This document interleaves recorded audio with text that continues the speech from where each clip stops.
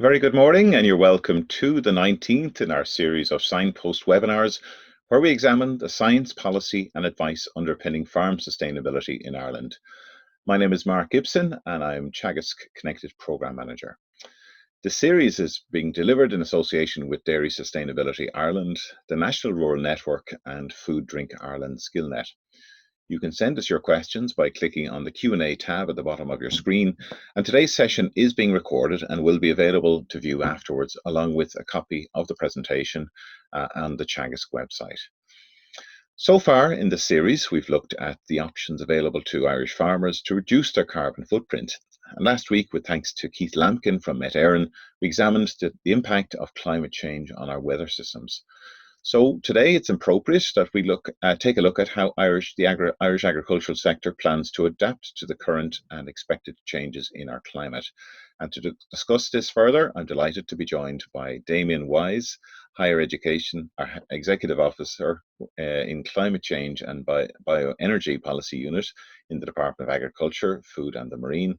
And we're also joined by our very own Dr. Michael O'Donovan, head of the Teagasc Grassland Science Department based in Moore Park. So could I ask Damien and Michael if you could turn on your cameras and your audio for us? Good morning to you both.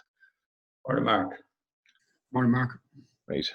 We're also joined by Michelle Lavelle in the background, who's just helping us on the technical side of things today. So, Damien, you're calling from, whereabouts are you based this morning, Damien? Kildare, South Kildare. It's a bit dull out there. Okay, right. And Michael, what's it like down? You're in Moore Park today? Yeah, it was a bit wet earlier on around, we had a heavy shower of rain around 7, but it's after brightening up now, so it looks like we're going in for a good day, hopefully. Okay, well, I'm here in Castlebar this morning, and it's not looking too promising for the day. But however, the grass is growing. That's the main thing.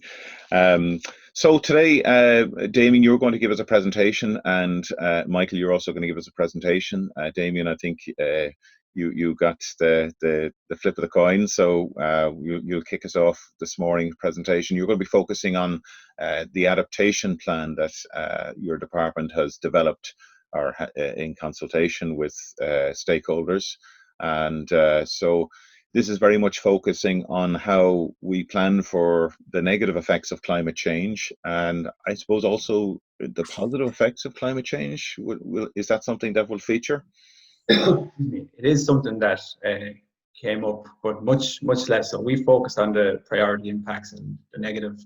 I mean, you do hear some talk about an extended grazing season, potential benefits of that, but there are complications around that. Say that the extension to the season being at the shoulders could have issues with trafficability of the land. So even the positives with climate change aren't necessarily as straightforward as it might appear. But presentation today focused mostly on unfortunately the negatives, the impacts, and that's mostly what is focused on in the plan and how we'll adapt to them. Right. Okay, so Damien, if you could share your screen with us, and we will hear your presentation. And a reminder to everybody, if you have your questions ready, you can submit them through the Q&A tab at the bottom of the screen, and we'll endeavour to put all of your questions to the two speakers today. So over to you, Damien. Perfect. Thanks, Mark. And on behalf of the department, thanks to Teagasc for giving us the opportunity to do this presentation today and talk a bit more about adaptation in the agricultural sector. My presentation focuses on a brief overview of exactly what we mean when we talk about climate change adaptation. I'll discuss some of the policy influences, both international and domestic, and some of the broader context that fit into our creation of the sectoral adaptation plan. For those who saw Keith Lampkin's excellent presentation last week, I'll reiterate some of the information that we considered around projected changes for Ireland's climate. As part of the work in producing the adaptation plan, we conducted a national scale assessment of current and potential future climate impacts.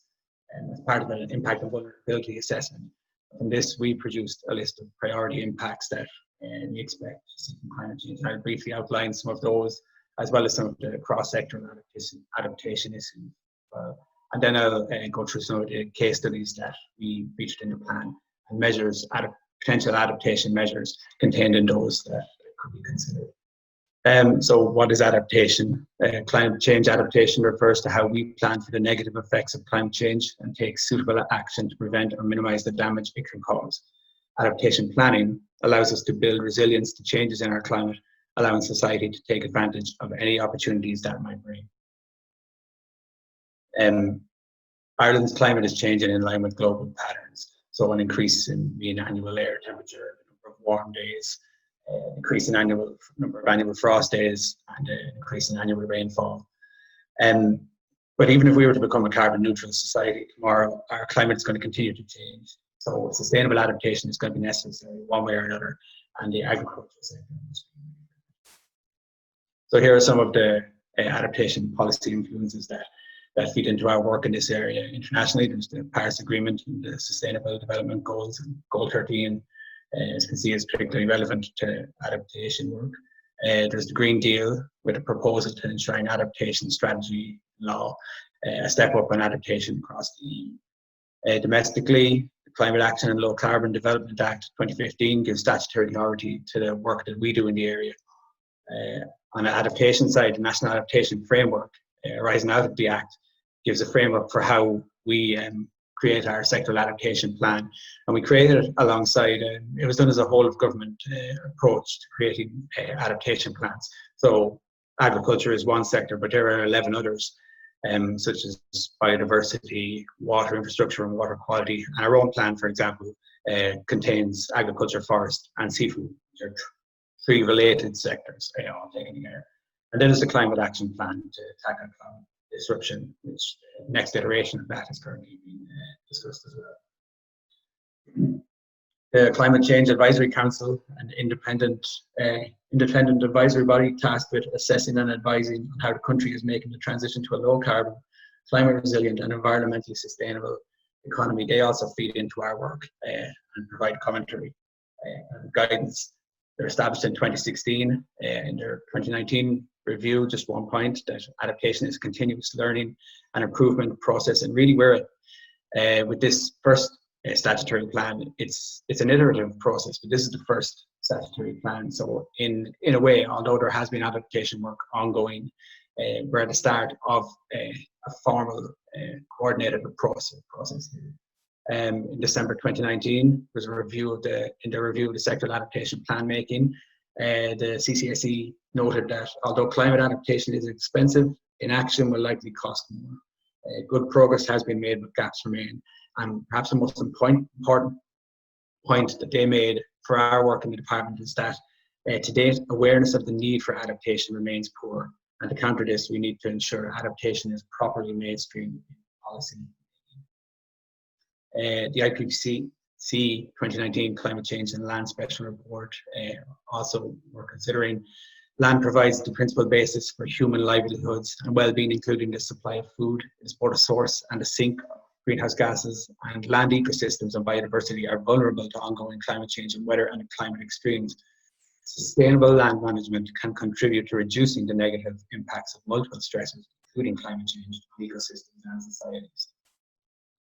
So, what changes in climate are likely to be the greatest impact on the agriculture sector?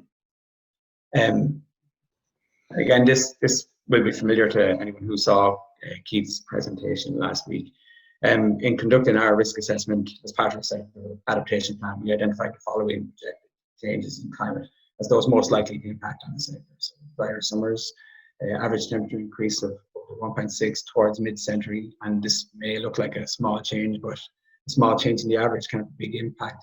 The extremes, wetter winters, up to 14% increase in winter rainfall, and more intense storms predicted. So, sticking with that point, the impact of a small change in the average, this graphic just demonstrates that a small change in the average causes a big change in the extremes. It can push the normal to a new normal. In practical terms, we have a lot of examples of that now to draw on of extreme events. Summer 2018 following a long winter period, and then Storm Lorenzo in October.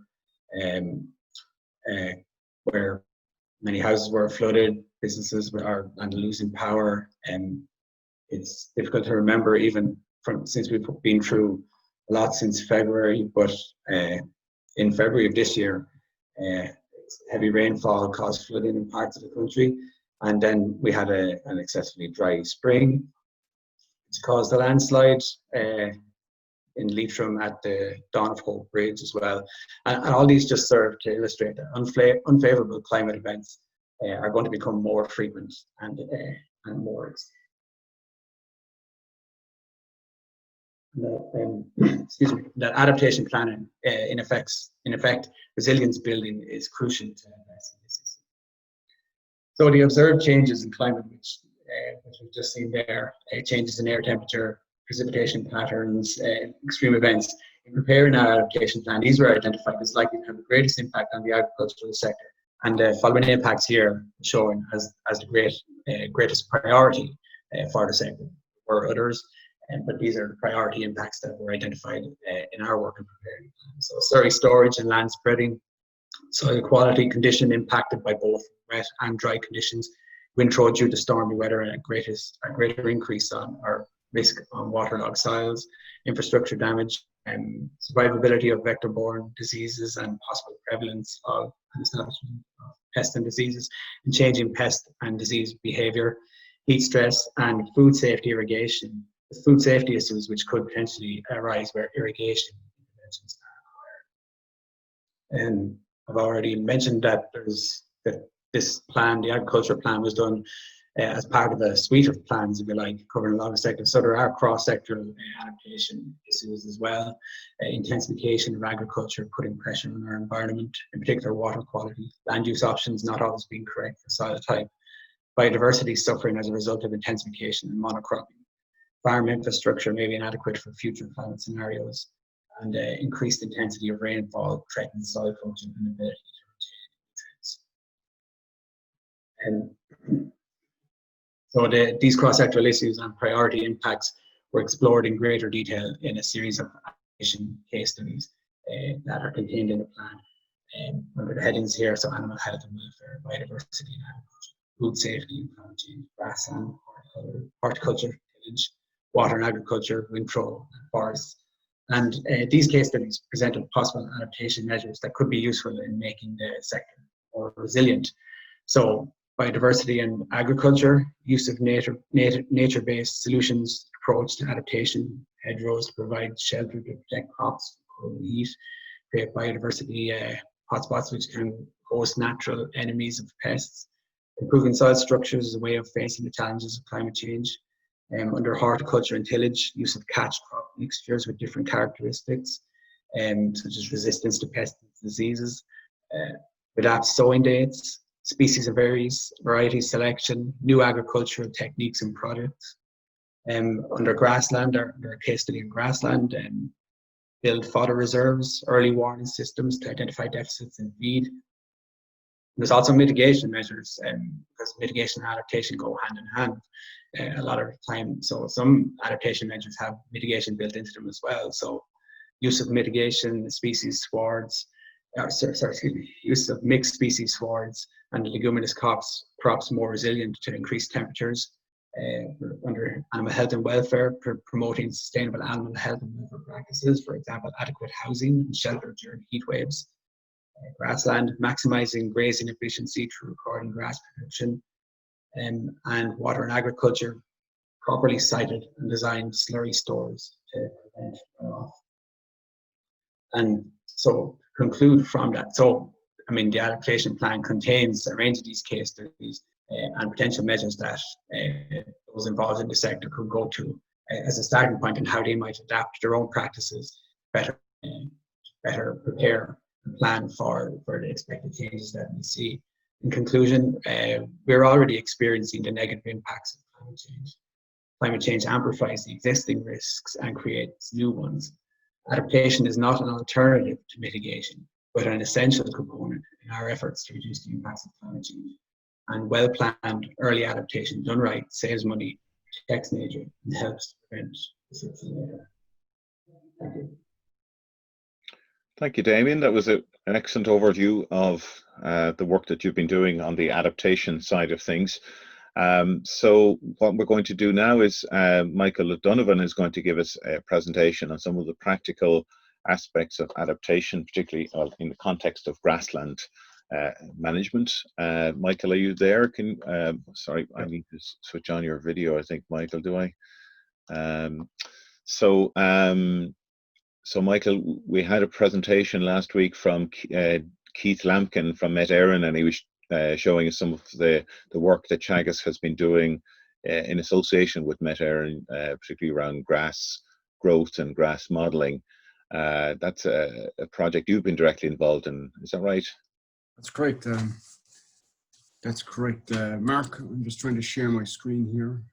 Okay. Can you see that yet? Nothing coming through just yet.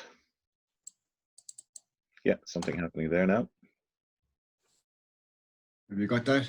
Yes, we can see your screen now. Okay. Okay. So yeah. I for the purpose of this webinar, and to talk about mitigation, climate change mitigation, from the aspect of where we are in the grassland science side of things in Teagasc, one of the key things for us is to try to control and try to improve our understanding of grass growth variation, what's going on with grass growth, and basically how to bring in an early warning system, how to improve our management. So very clear for us, Irish grassland characteristics are very clear in the sense that we have high pasture productivity potential, and there's low enough variability in seasonal supply and quality. And for us, and it's kind of reiterated in the farm to fork strategy that has been produced in the last 6 weeks, if we can increase the level of home-produced protein and home-produced feed and make that as sustainable as possible, we're going to, move forward in that farm-to-fork strategy pretty successfully. But as the industry knows, there's inconsistent product prices and there's rising costs, year on year. There's inflationary costs between inputs and labour.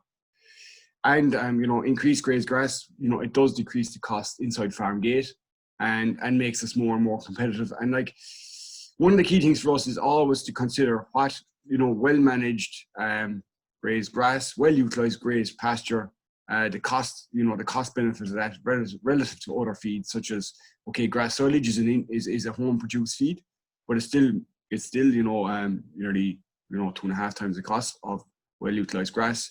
Then you have the concentrate coming in through the farm gate, which again, a good bit dearer, nearly 5 times. And then you have forage crops, which are kind of opportunistic crops that people grow at generally in the early autumn. They're not without their costs either. And I suppose everything here is in the context of farm to fork. As Damien just alluded to, the climate action plan, water quality, and increasing our air quality. So what I've done here is I've put in some recent weather challenges that we've met, and the concept of pasture-based Ireland, some of the drought impacts, especially the drought of 2018. Our new, I suppose, grass growth model, the Moorpark San Gilles grass growth model, which is driven by LD Ruel, and I suppose what improvements we have to make as regards controlling very grass growth variability. So I just looked, for the purpose of this, we're measuring rainfall in Moorpark for the last since 1950, and this is probably what you can see per decade as from 1950 up through the decades to the current day. So you can see a steady increase in grass growth through those decades. And then when you look at the 12 months of the year by decade, what's really interesting for me is, and we've targeted seasonal grazing and targeted grazing now at the shoulders of the year.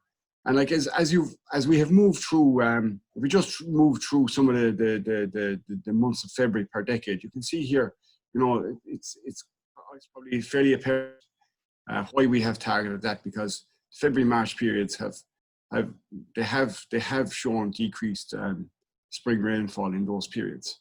But if you just go back to the mid-season, the mid-summer months of let's say May, June, July, we had a lot in Moore Park, and this is the Moore Park side alone. We had a lot less rainfall in those months through the 70s and 80s, and it has begun to increase in the last 20 years. And again, the one apparent thing for us looking at this graph is the movement towards higher rainfall in those winter months. And okay, in the last 9 years, if you look at December, but even December and other in the last decade was considerably lower than this decade.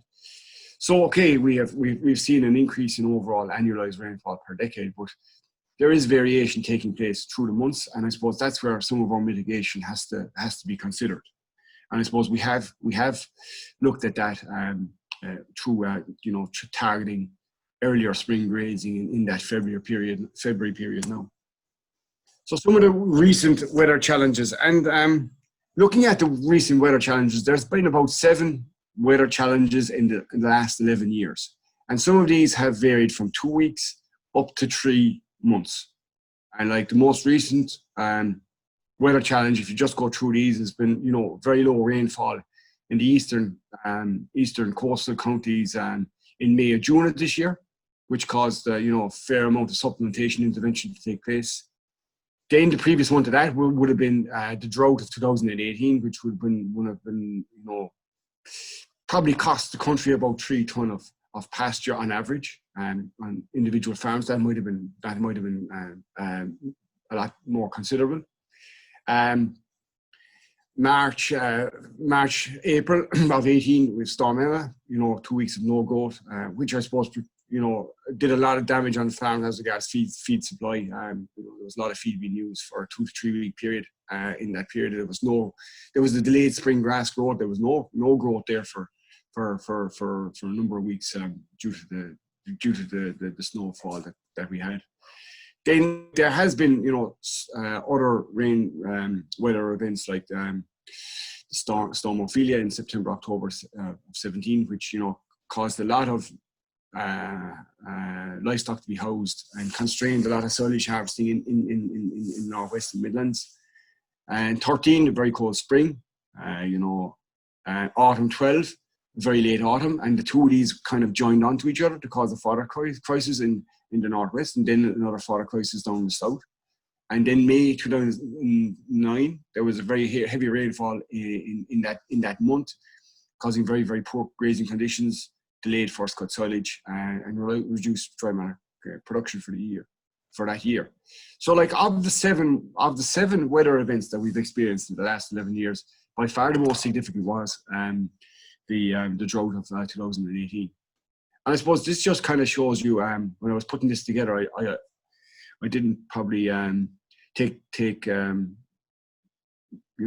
you have weather events, you kind of move on and you look to the future. But like we have had a number, so it's no coincidence. And I suppose the thing that we have to be really working towards here is if there's weather events joined to each other, well then there has to be, at farm level, there has to be big mitigation factors put in place to avoid what we saw in 18. So this is just a grass growth curve of Pasture Base Ireland, and many of you know Pasture Base, which is run and directed by Micheál O'Leary, which is our national grassland database. The inputter of the data is the farmer, and basically all it is putting this data together, calculating the growth rates, and then producing reports. And we have a decision support, and then we have a database and limit system. And this is basically allowing us to track grass growth rates across farms, within farms, between farms. And this is just the national growth rate that I'm just showing you this morning. So again, what we've seen here this year is, a lag in growth rate here in this May-June period, and then a fairly big compensation here in the last number of weeks, and that growth rate is still hitting above 60 this week. And the big hole there that you see is probably the grass growth from 2018, which, as I alluded to earlier, took down dry matter production by about 3 to 3.5 tonne across the country, which is a fairly substantial move backwards, and a costly move backwards for many farms. So like, it's always good, and the big good thing about pasture base is that we know from week to week where we are nationally. We have farms measuring from Skull in West Cork up to Mallinhead and Donegal, across to Louth. So like, we have a huge, I suppose, amount of data coming through the system. And it was making use of this data and making good decisions with this data is probably the real move forward for us. This is the farm grass dry matter production from 13 when we started PBI up to today. And I just looked at, where we were this time last year, where we were this time in 2018, there was about 6.5 tonne of grass grown. Last year in 19, about 8 tonne. And currently this year, we're sitting at about 7.8 tonne.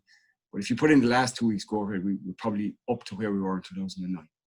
And like, cumulatively, if you look at this is the full year's cumulative dry matter production, where we are growing nationally, back 2018, where we grew about just over the 11 tonne, we're growing in and around 13 tonne of dry matter. There's some good years where we're maybe getting a very good year in 17 to 14 tonne, but we're on average we're growing about 13.3 tonne of grass production across the year.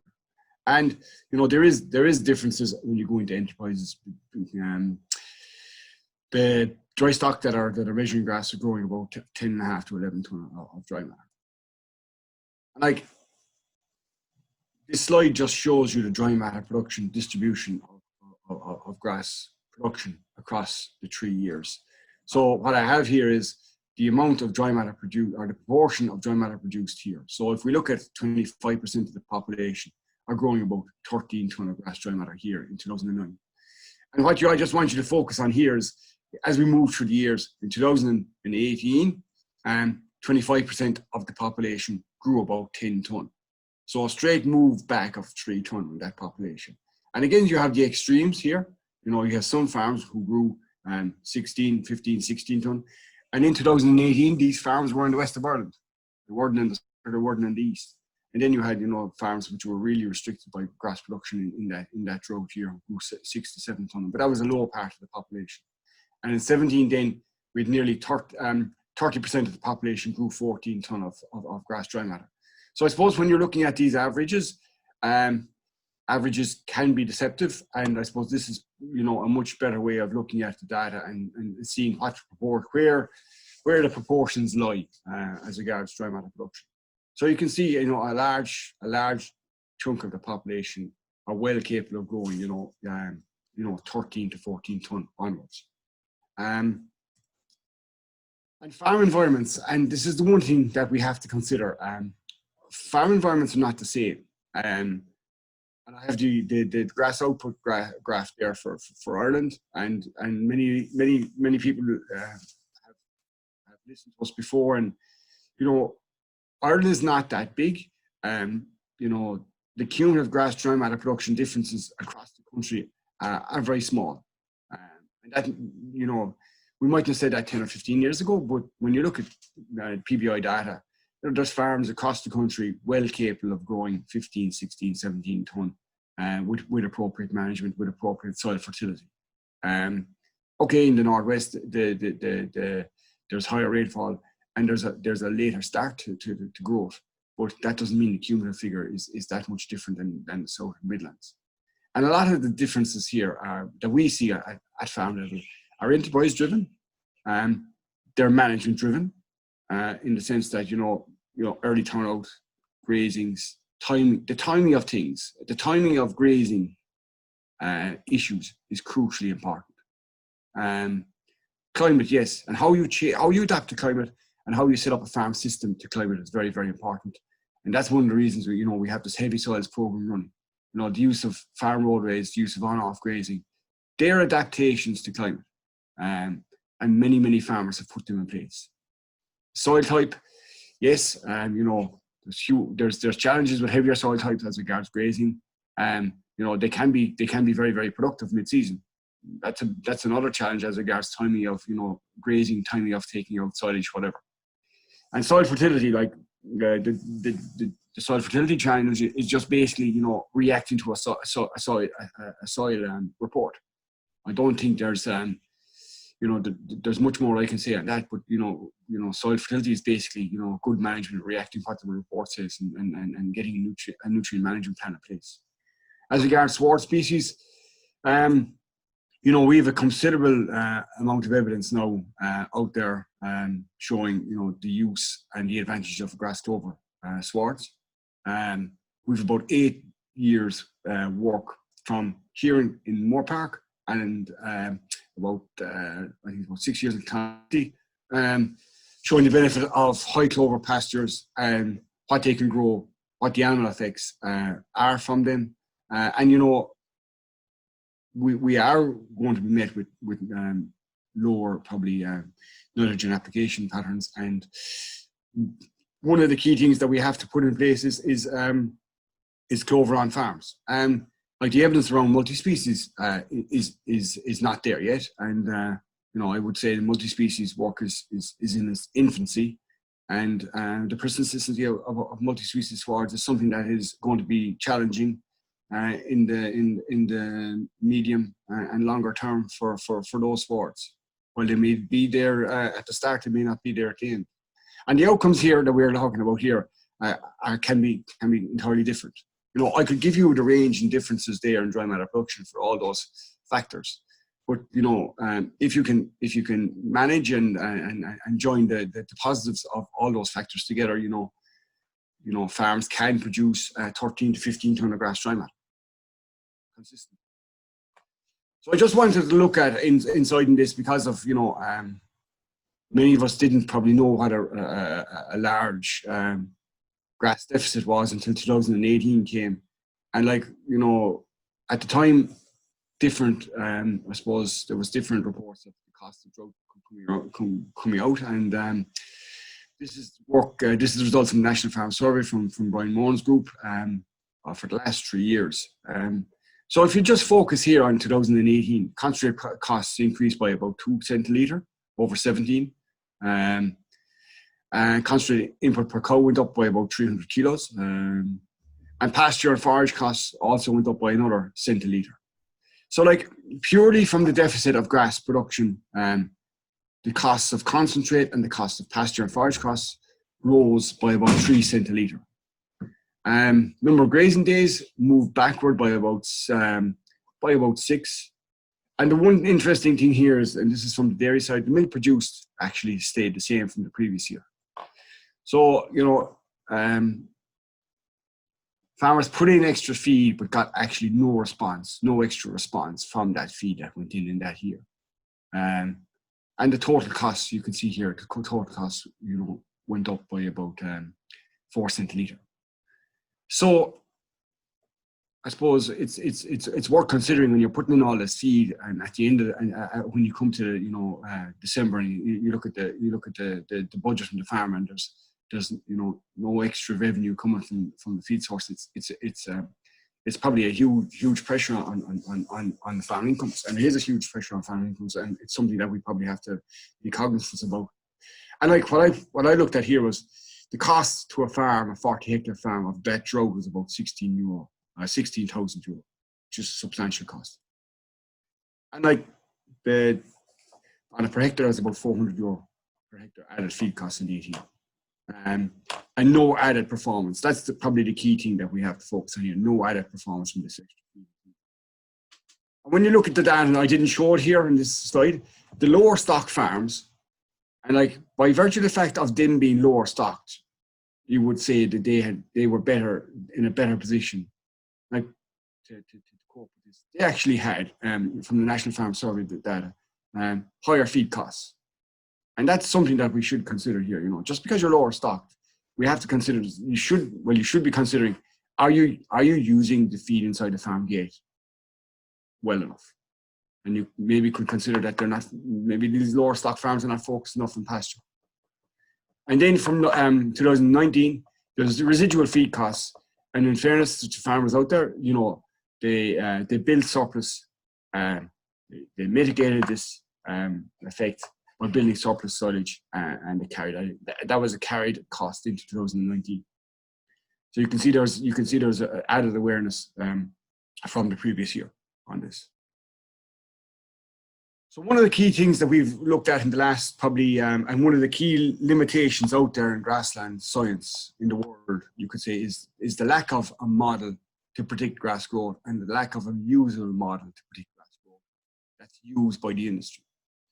And a number of my colleagues, Lawrence Shalhoub, Deirdre Hennessy, Ellie Ruel, and some real collaborative work that we've put in place with INRA in St. Giles with Luke Dellaby, has come to the fruition of delivering Moore Park St. Giles predictive grass growth model, where we're taking account of the climate, and that's data coming from Met Éireann, daily data coming from Met Éireann, data coming from our farmers, which is pasture-based data on grass, pasture covers, and then also the farm data coming from the fertilizer management and the background soil fertility of the farm.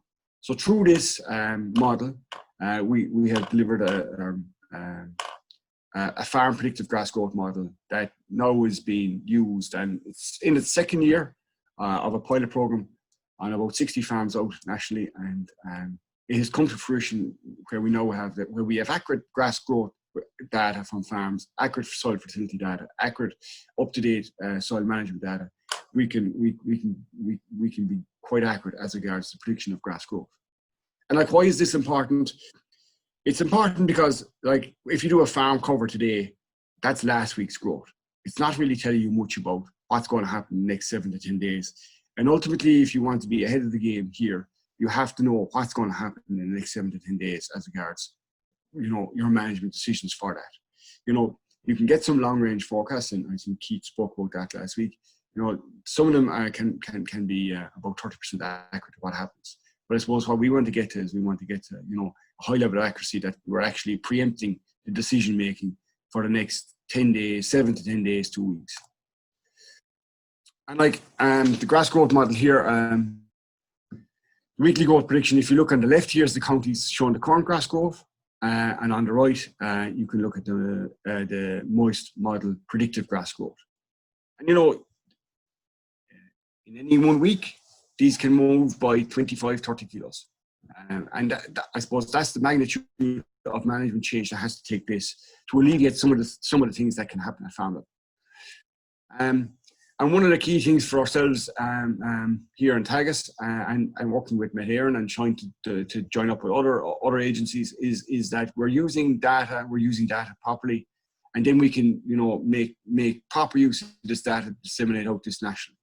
And the last fortnight, Met Éireann have used this, and thanks to the people in Met Éireann for taking this on board. They have used this in the last 2 weeks weather forecast, farming weather forecast, and I think it's adding the responses that we've seen to this it has been very, very positive from the farming community. So I suppose, what do we do? What is this going to do for us? Well, it's building awareness as regards grass supply locally and ultimately through the Met Éireann network nationally. Ultimately, what we're trying to do here is making decisions based through data. It's based through the data that's fed in through the system. From the farms that have been on the model, they are now using the model outputs in grassland decisions as regards, what decisions they can make for silage conservation, what decisions they can make for stocking rate, what decisions they're making for nitrogen. And that's probably the one key thing for us. The model output has given us really good decisions as regards nitrogen use on farm, whether you can cut back on nitrogen or whether you need nitrogen to increase at different points. And that's one of the key things we see, moving forward with this. Ultimately, we want to continue to improve this and to get good feedback down through the system. And in time, through Vista Milk, we'll start machine learning this data, and we'll start benchmarking decisions. What if you do this? What if you do that? But that is this line of research is about 18 months in fruition. So for us, as regards mitigation, the first thing I have to say here is no grass growing year is similar. No grass growing week is the same either. So like we have to embrace this fact, and we have to build a national awareness as regards, you know, grass growth, what it is, what it's going to be. Grass production, I'm afraid it requires continuous tracking. And for us in Ireland, you know, grass is central to our feed in ruminant systems. Similar to New Zealand, you know, it's the central feed, it's the base feed. If you read the farm to fork strategy, you know, we are well positioned to take advantage of that strategy because of the fact that we can, you know, produce so much protein inside farm gate. Farm self-sufficiency, sometimes it's overlooked until there is a supply issue. And, you know, 2018 has shown us really clearly that conserved feed, there has to be conserved feed surplus on farms. You know, and that's about 400 kilos of dry per livestock unit. And my colleague Joe Patton today is coming out with a report, or a survey report, where, you know, he has shown that this year, you know, there's about a 17% feed surplus on farms, based on a survey done on farms nationally, about 700 farms nationally, in July. And, like, you know, that's a very, very, very positive position for the country to be in at the moment. You know, we have to continue to actively pursue grass measurement across enterprises. Okay, at the moment it's very much driven by the dairy side, but equally the dry stock side we would say that, you know, it's equally and as important on the dry stock side, and we want to continue to move this forward all the time. The more the grass growth model, you know, will again take on more farms in the coming years, and we'll get, you know, probably better predictions from that. As regards annual fodder budget, I've alluded to that, and that's available for all farms. And I suppose ultimately, what we're trying to do to mitigate climate changes is we're trying to equip ourselves, you know, in the industry, especially our farmers in the industry, to react earlier in the medium, longer and short term to grass supply changes. So Mark, that's me done. So I might be a bit over time. Thanks, Michael. That was excellent, and some really exciting research going on there in the whole area of grass predictive modelling. It's nice to see it actually coming to fruition on Met Éireann. Damien, if you could ask you to join us again, and maybe we'll give Michael a minute to catch his breath. Damien and Michael, thank you for two excellent presentations. Damien, just in relation to the climate adaptation plan for Ireland, there was a recent finding by the Supreme Court that Ireland's national mitigation plan falls well short of being specific enough. Does this have implications for our adaptation planning in terms of, you know, the metrics involved there? In the first instance, I'd revert to Minister Ryan, is the lead minister, his department, on that, and his own comments were that it's a positive, and they're going to review to see the implications of that decision. In terms of the impact on us for adaptation planning and the second adaptation plan, that's still extant. In some ways, the 2017 mitigation plan was superseded by the climate action plan 2018.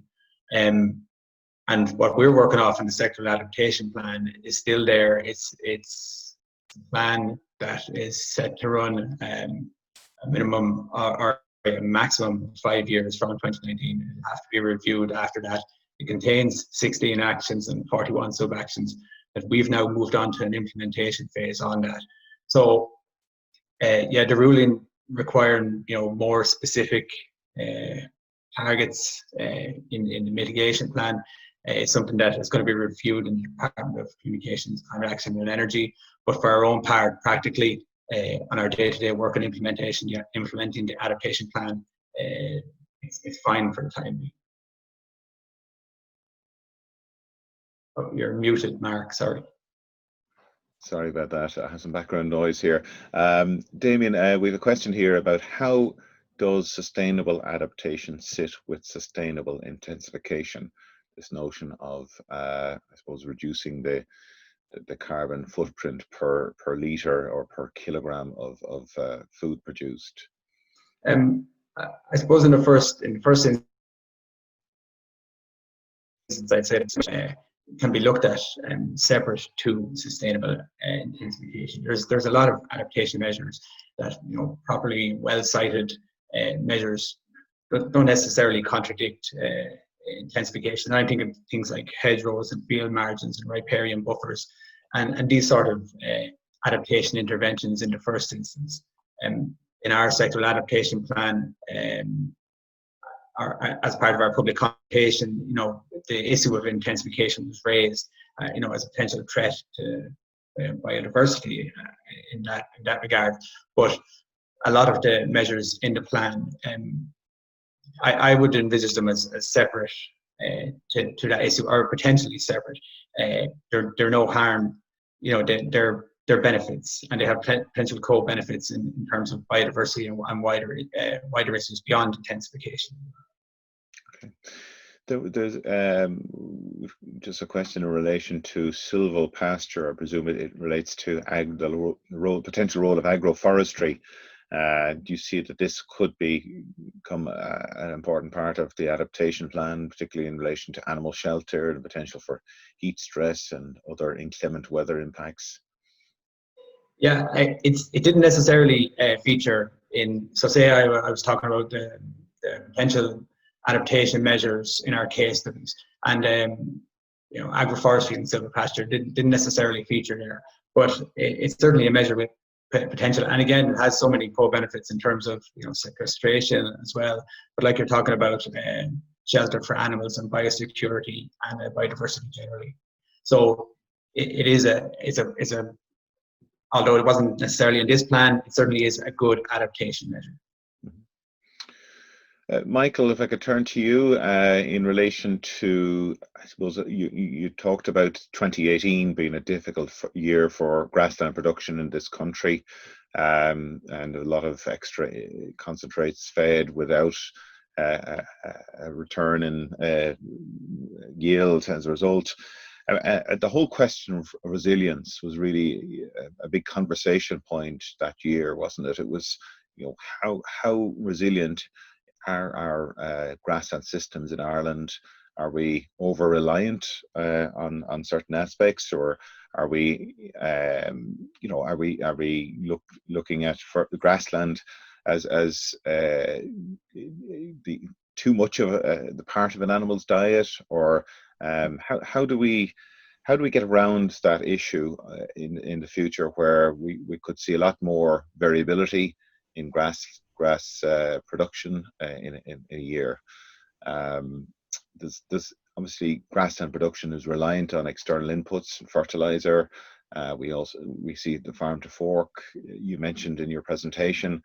It is targeting reduced nitrogen inputs into farms.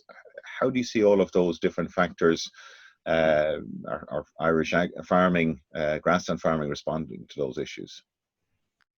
Yeah, and I suppose the reality of E8 was, it probably was a major wake-up call to everybody, really, Teagasc and the rest of the industry. But I suppose previously, when you talked about resilience, and that word goes around, people throw it out there, and I suppose resilience is, trying to respond to things that come at you and have a response in place. And on heavy soils, if you talk about heavy soils, we always spoke, pre last 10 years about a buffer zone as regards feed supply, and having that in there. And now in the last number of years, probably since 2009, there has to be a feed buffer zone as regards the system for feed supply on dry farms across the country.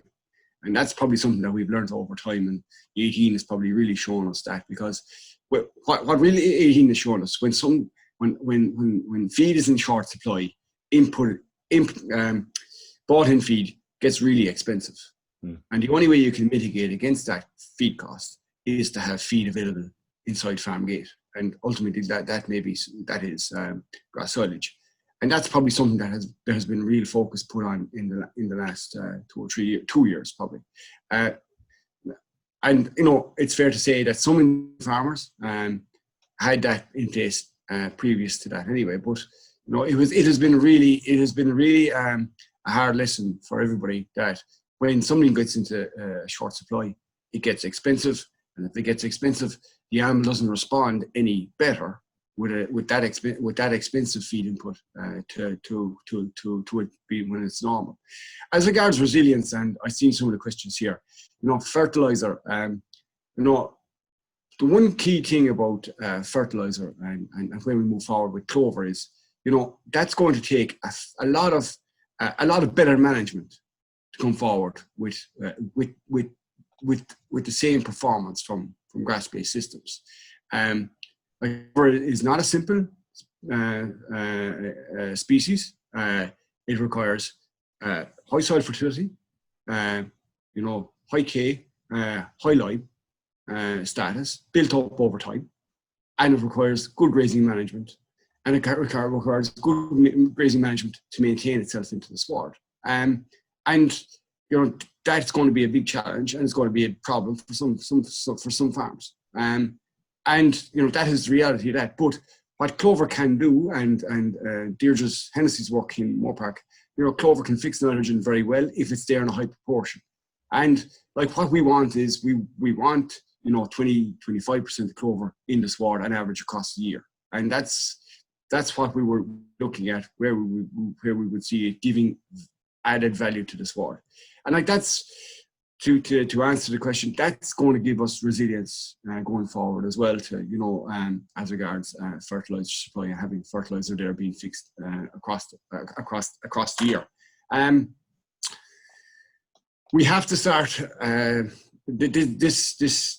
the aspect of pasture base and putting pasture base out on more farms. Where we are with pasture base at the moment is about 500,000 to 600,000 cows in the country are managed through that system, which is huge progress. But we'd like to see more of an impetus built at dry stock level. We have about 6,000 farmers in the system in PBI. We have about 2,000 covers a week going through the system. And like our targets would be that should be higher, and that's a continuous work in progress. And it's actually not surprising, but this year through COVID, we've seen a substantial rise in users in that system. But we'll continue to strive to make that system much more user friendly. Damien, if I could turn to you in relation to the policy levers and supports that will be available to the agricultural sector over the next number of years, is it seen that the CAP will there be measures included in the CAP that will support farmers during this transitional phase, or in adapting to the new climate scenario? Well, I mean, the CAP is currently, discussions are ongoing in relation to that. There are actions in the adaptation plan around feeding into that process from a term in terms of even financial risk management, and that types of things are certainly feeding into the discussion. But as regard to any agreements on that, I wouldn't have information that I could say on that, just that it is an action in the adaptation plan feed into that discussion, better allow farmers through CAP to prepare for adaptation. And in the programme for government, there's a commitment there to implement the adaptation plan as well, and those measures. Okay. And is it foreseen that there will be the likes of emergency funds or those types of funds available in the scenario where we do see extreme weather events in the future? I wouldn't have that information to say if there would be emergency funds. I wouldn't have that. I wouldn't like to comment from the department. Okay. Michael, lots of questions coming in here around the fertilizer side of things. Maybe we just go through some of those questions quickly. Can you expand on why the West had more water available for dry matter production in 2018, please? I suppose the West of Ireland in 18 didn't seem to get it got slightly more rainfall than the southern half at different specific times in that early June, July period. And luckily for them, they had quite a good year as regards production, whereas we were sitting on temperatures of 25, 26 degrees Celsius here, where everything was stalled, and we went down to 10 degrees or 10 kilos of growth in that period. So it was probably just a directional rainfall issue. They're probably having a bit more rainfall. They're having substantially more rainfall than us at the moment, and hopefully that will stop in the next day or two. So it was just a directional rainfall issue. The question around optimal soil fertility. I guess we know that there are a lot of soils out there that are suboptimal, and maybe there's levels of nitrogen going out on pastures that maybe aren't needed because there are other constraints, other constraining, be it lime or other elements that are limiting. Is that something you've come across in your work? Generally, what I see now is that there's a fair amount of awareness through the soils campaign across the last number of years, that it's fairly clear that pH has to rise rather than putting in more nitrogen. So, where my view on it is that there's a lot more awareness now that pH has to be right, and elements P and K have to be right, rather than just lowering in high levels of nitrogen that are not going to give you the response if those other elements were right. So I think that awareness is out there. I don't think there's guys putting out nitrogen willy-nilly as regards, and with poor soil fertility. They're probably using a compound more likely. But soil fertility is something that it's like grass. It's something that can't be stopped. You can't stop the campaign with that. And where we're going with this for the future is that our soil fertility has to be higher if you want either clover or if you want to go to multi-species fruit. Clover won't stay in the sward at soil pH of 6. And as regards the multi-species question, I typed up the answer, but there is a full farm system study which Brendan Horn is starting. He's reseeding the swards at the moment over here in Curtains, and that's going to be a comparative study. I think it's the only farm system study evaluating multi-species versus clover versus grass only, with dairy cows. So that should be. It's time to look at that to see what the true effect of those swards are, and he's looking at the environmental aspect of it as well. And I know there's other work going on. Damien, we spoke before about a project that NUI Galway are working on in relation to climate adaptation. Could you tell us a little bit about that? Well, it's the sequester project that it's taken place in NUIG and UL, and it's really trying to define what we mean when we talk about an approach to carbon neutrality for the sector. So obviously we have our targets and we have set out what we have to do, but defining what a carbon neutral sector in agriculture and food systems will look like, that work is ongoing. I think that project is about a year with, and maybe another run to another. I'm not sure it's 21 or 22, but it's only been going a year, but it'll hopefully define what we mean for the sector, or at least give us options to consider for defining what an approach to carbon neutrality is. Just on adaptation, generally, there's currently an open public consultation on the EU adaptation strategy. So, people involved in the sectors and participants here today, that consultation is open through the when you find it online for the EU adaptation strategy up the 20th of August. If people did want to feed in, sector-specific comments on that. How do they do that, Damien? Is there it's online. I think it's through the commission, but they can go online and feed into that open. It's an EU consultation. Great. Okay, Damien and Michael, I'm afraid time has caught up on us again, so we've come to the end of our session. Thank you both sincerely for the time and effort that you've put into your presentations for today. And we've had lots of interesting questions coming through here. I think we've got through most of them, but what we'll do is we'll download these questions and maybe get back to some individuals afterwards, so we can handle it that way. So thanks again. Next week, we'll be speaking to Donal O'Brien, who's going to be talking about carbon sequestration in grassland and the prospects there and what's on offer through the grasslands in Ireland from a sequestration point of view.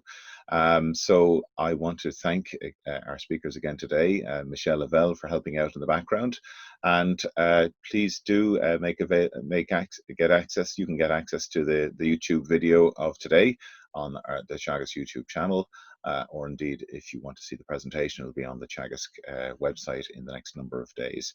It just leaves for me to thank our production team, Andy Boland, Yvonne Maher, Pat Murphy, all of our partners, and thank you for watching, and do join us again next week for the next in our series.